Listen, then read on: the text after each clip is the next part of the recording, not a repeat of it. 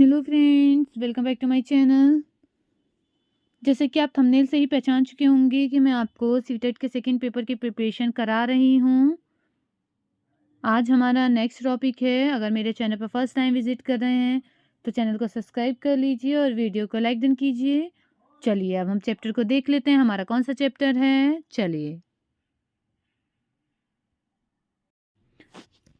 चलिए हमारा आज ये नया चैप्टर है। चैप्टर का नेम क्या है, आप सभी देख पा रहे होंगे, चुंबकों द्वारा मनोरंजन। Chapter number 10। अब हम इसको रीड करेंगे और समझेंगे इस चैप्टर के बारे में। चलिए तो हम जूम कर लेते हैं, पढ़ते हैं इसके बारे में। पहेली एवं बूझो ऐसे स्थान पर गए जहां अपशिष्ट मतलब कि कूड़ा करकट पदार्थ के बड़े बड़े ढेर थे। कुछ प्रोत्साहक घटना घट रही थी कूड़े के ढेर की ओर एक क्रेन जा रही थी।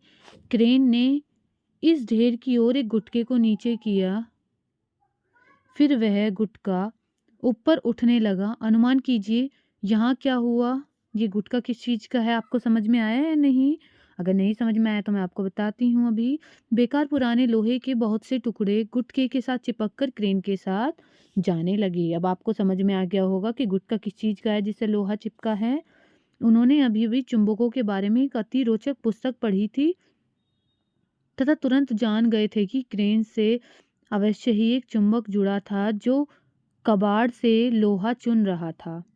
आप में से कुछ लोगों ने चुंबक अवश्य देखे होंगे तथा इनसे खेलकर आनंद भी उठाया होगा। ये सभी चीज़ें सभी बच्चे करते हैं। जो जब छोटे होते हैं तो सभी लोग इस चीज़ का यूज़ करते हैं, जो चुंबक होती है उसके साथ खेलते हैं। जो लोहे की सतह जैसे अलमारी या रेफ्रिजरेटर के दरवाजे से चिपक जाते हैं।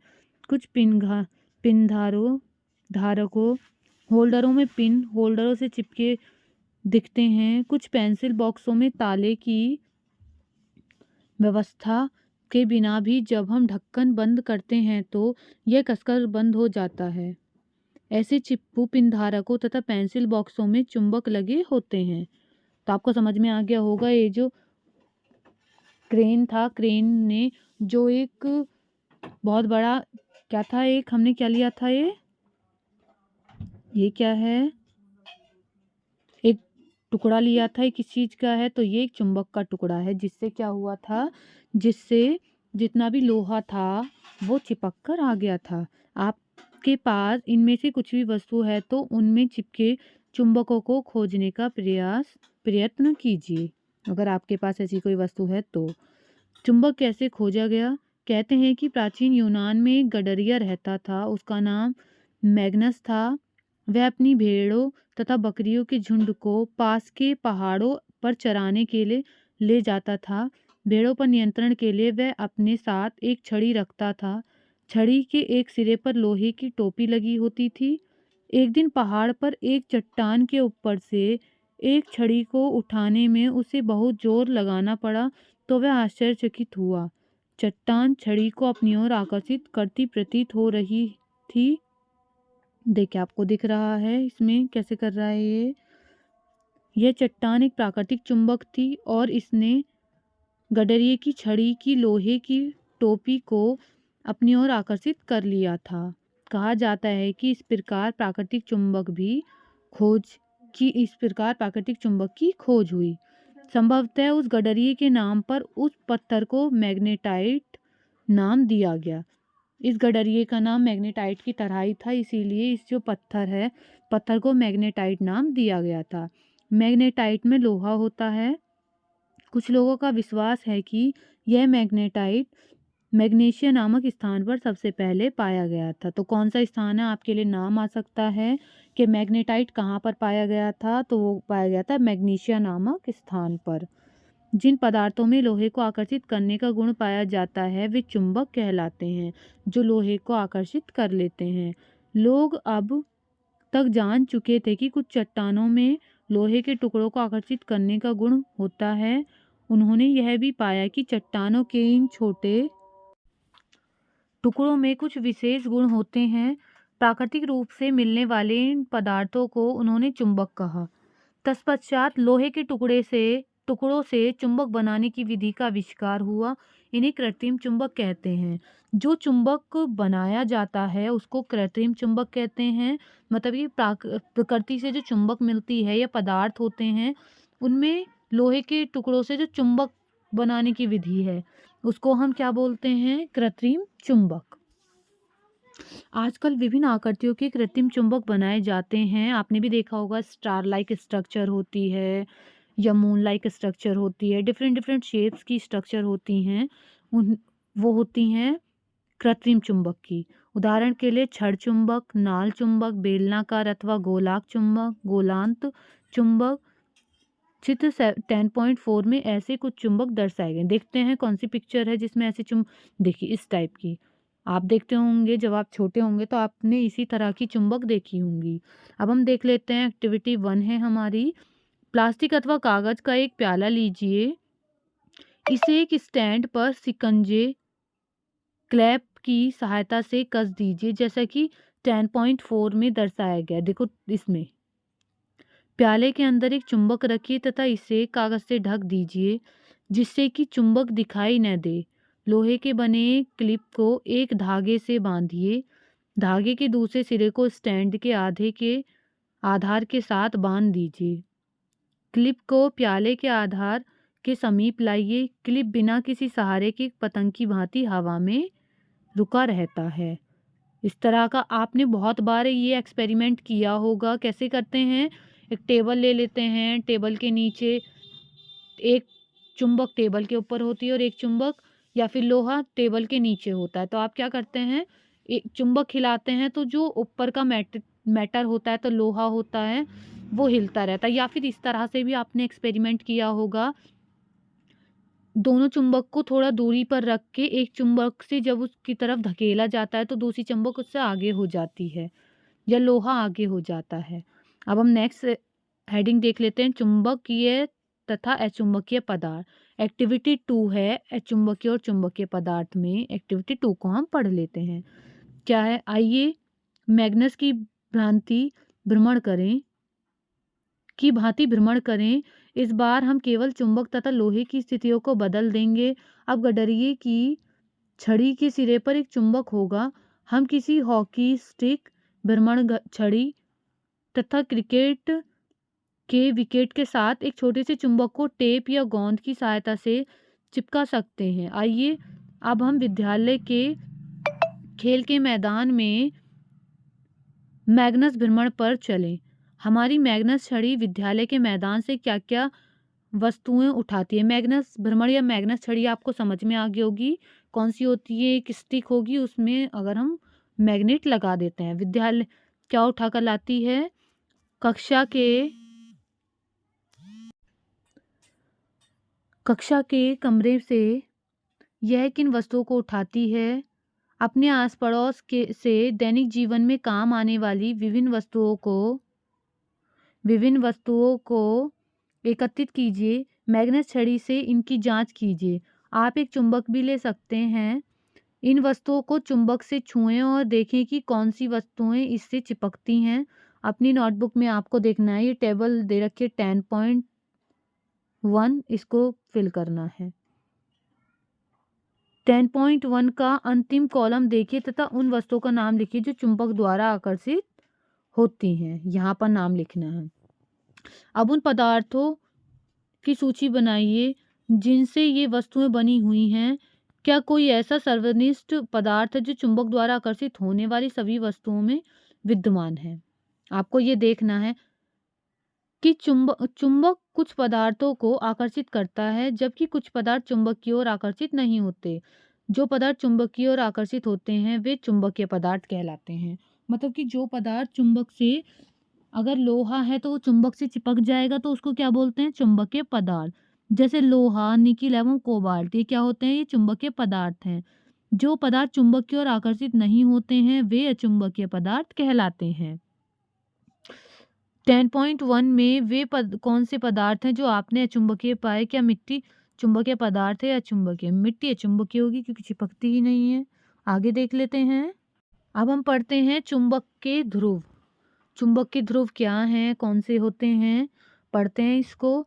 हमने देखा कि मिट्टी में चुंबक रगड़ने पर लोहे के कण चुंबक से चिपकते हैं। क्या आप चुंबक से चिपकने के ढंग में कुछ विशेषता देखते हैं? इसे हम पढ़ लेते हैं एक्टिविटी नंबर 4 में। एक्टिविटी नंबर 4 क्या है, चलिए देखते हैं। एक कागज की शीट पर लोहे का बुरादा फैलाइए। इस शीट के ऊपर एक क्षण चुंबक रखिए। आप क्या देखते हैं, क्या लोहे का बुरादा चुंबक के सभी स्थानों पर एक समान रूप से चिपकता है? क्या आप चुंबक के किसी भाग में किसी अन्य भाग से अधिक लोहे का बुरादा चिपका हुआ देखते हैं? देखिए आपको चुंबक दिखाई हुई है इस तरह से। चुंबक से चिपके हुए लोहे के बुरादे को हटाइए तथा इस क्रियाकलाप को दोहराइए। क्या आप चुंबक के विभिन्न भागों से आकर्षित हुए लोहे के बुरादे के तरीके में कोई परिवर्तन देखते हैं? आप इस क्रियाकलाप को लोहे के बुरादे के स्थान पर पिन या लोहे की कीलों से तथा विभिन्न आकार के चुंबकों से भी कर सकते हैं। आपको मतलब लोहे का लेना है, कोई भी चीज़ है उनसे भी आप कर सकते हैं अगर आपके पास बुरादा अवेलेबल नहीं है। चुंबक से लोहे के बुरादे के चिपकने के ढंग का आरेख बनाइए। आपको ये पिक्चर बना के देखनी है। हमने ज्ञात किया कि अधिकतर लोहे का बुरादा छड़ चुंबक के दोनों सिरों के पास चिपकता है। चुंबक के ध्रुव इन सिरों के नज़दीक होते हैं। कक्षा में विभिन्न आकृति के चुंबकों को लाने का प्रयास कीजिए। लोहे के बुरादे का उपयोग करके इन चुंबकों के ध्रुवों की स्थिति की जांच कीजिए। 10.4 ये आगे अब हम पढ़ते हैं। दिशाएं ज्ञात कीजिए। जो चुंबक में होती हैं, चुंबक के अकॉर्डिंग हम दिशाएं ज्ञात करेंगे। चलिए तो अब हम देख लेते हैं। प्राचीन समय से ही लोग चुंबकों के बारे में जानते थे। चुंबक के बहुत से गुण भी उन्हें ज्ञात थे। आपने चुंबकों के उपयोग के बारे में अनेक रोचक कहानियां अवश्य सुनी होंगी। ऐसी ही एक कहानी चीन के एक सम्राट के बारे में है जिनका नाम हुआंग टी था। कहा जाता है कि उसके पास एक ऐसा रथ था जिसमें एक महिला की मूर्ति थी। मूर्ति किसी भी दिशा में घूम सकती थी। इसकी एक फैली हुई भुजा थी, जैसे कि यह रास्ता दिखला रही हो। मूर्ति में एक अनोखा गुण था। मूर्ति ऐसी स्थिति में आकर रुकती कि इसकी फैली हुई भुजा सदैव दक्षिण की ओर संकेत करती थी। सम्राट जब भी इस रथ से किसी नए स्थान पर जाता, मूर्ति की फैली हुई भुजा को देखकर दिशा ज्ञात कर लिया करता था। आइए अपने लिए एक दिशा निर्धारक बनाते हैं। चलिए पढ़ते हैं। देखो इस टाइप का ये रथ है जो उस राजा का रथ था। अब एक्टिविटी 5 देख लेते हैं। एक्टिविटी 5 में क्या है, एक छड़ चुंबक लीजिए। इसके एक सिरे पर पहचान के लिए एक चिन्ह लगाइए। अब एक धागे को चुंबक के मध्य बिंदु से बांधिए जिससे कि इसे एक लकड़ी के स्टैंड पर लटका सके। यह सुनिश्चित कीजिए कि चुंबक प्रत्येक दिशा में स्वतंत्रता पूर्वक घूम सके। इसे विराम अवस्था में आने दीजिए। चुंबक की विरामावस्था में इसके दोनों सिरों की स्थिति दर्शाने के लिए धरती पर 2 बिंदु चिन्हित कीजिए। इन बिंदुओं को एक रेखा से मिलाइए। यह रेखा उस दिशा को दर्शाती है जिस दिशा में चुंबक अपनी विरामावस्था, देखिए ये वाली जो पिक्चर है, विरामावस्था की स्थिति में आकर रुकता है। अब चुंबक के एक सिरे को आराम से धक्का देकर घुमाइए तथा इसे विरामावस्था में आने दीजिए।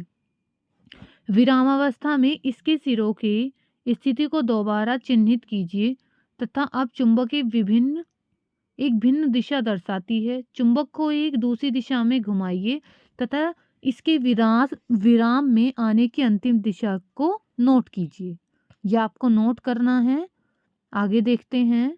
क्या आपने देखा कि विराम अवस्था में चुंबक सदैव एक ही दिशा में रुकता है?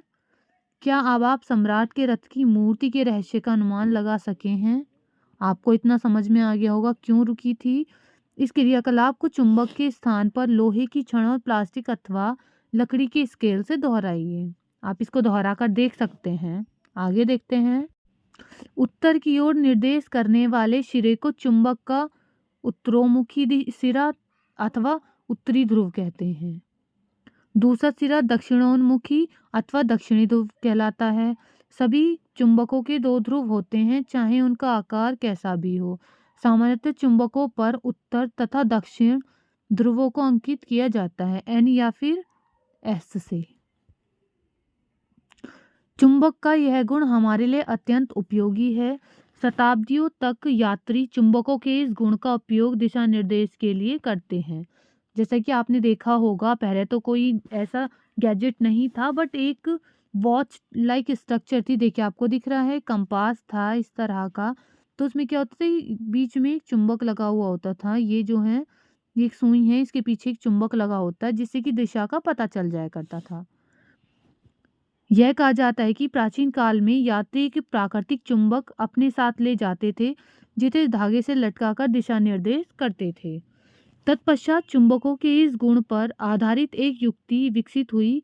यह कंपास दिक्सूचक के नाम से जानी जाती है। कंपास सामान्यतः कांच के ढक्कन वाली एक छोटी डिब्बी होती है। एक चुंबकित सुई डिब्बी के अंदर एक धुरी पर लगी होती है, जो स्वतंत्रतापूर्वक घूमती है। कंपास में एक डायल भी होता है, जिस पर दिशा अंकित होती है। कंपास को उस स्थान पर रखते हैं जहां हमें दिशा निर्धारण करना होता है। इसकी सुई विरामावस्था में उत्तर दक्षिण दिशा को निर्देश करती है। ठीक है, कंपास को तब तक घुमाते हैं जब तक कि डायल पर अंकित उत्तर दक्षिण के चिन्ह सुई के दोनों सिरों पर न आ जाएं, जिस तरह से इसमें है, आपको इसमें शो हो रहा होगा। चुंबकीय सुई के उत्तरी ध्रुव की पहचान के लिए सामान्यतः इसे भिन्न रंग से पेंट किया जाता है, डिफरेंट रंग से, जिससे कि हमें पता चल सके। अब नेक्स्ट हेडिंग देख लेते हैं। नेक्स्ट पॉइंट क्या है, अपना चुंबक स्वयं बनाएं। जो अपना चुंबक है आप स्वयं बना के देखिए।